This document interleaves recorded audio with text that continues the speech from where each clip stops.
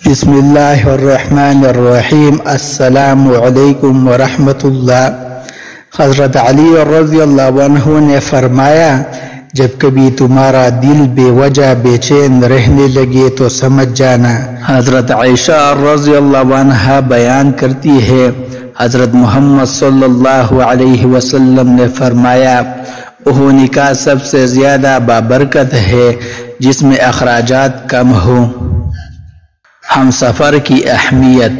ہم سفر خوبصورت نہ بھی ہو، قدر کرنے والا ہونا چاہیے، کیونکہ گھر پیسے اور طاقت سے نہیں، محبت اور اتفاق سے بنتے ہیں۔ ہر وہ شخص نہ جانے میں برا ہوں یا میرا نصیب، میرا ہر وہ شخص دل دکھاتا ہے جس پر مجھے بہت ناز ہوتا ہے۔ قدر کرنا سیکھ لو، کچھ لوگ بار بار نہیں ملتے اور میرے جیسے تو بالکل بھی نہیں۔ حضرت علی رضی اللہ عنہ نے فرمایا، 3 رشتے بے نقاب ہو جاتے ہیں، بڑھاپے میں اولاد، مصیبت میں دوست اور غربت میں بیوی۔ یا رب، جب تک چکا ہو دنیا کے کھیل سے، یا رب اب تیرے کعبہ کو چھو کر رونے کو دل کرتا ہے۔ سورہ رحمان۔ جب اداس دل ہو اور وجہ بھی سمجھ نہ آ رہی ہو، سورہ رحمان پڑھ لیا کرو، دل کو سکون آ جائے گا۔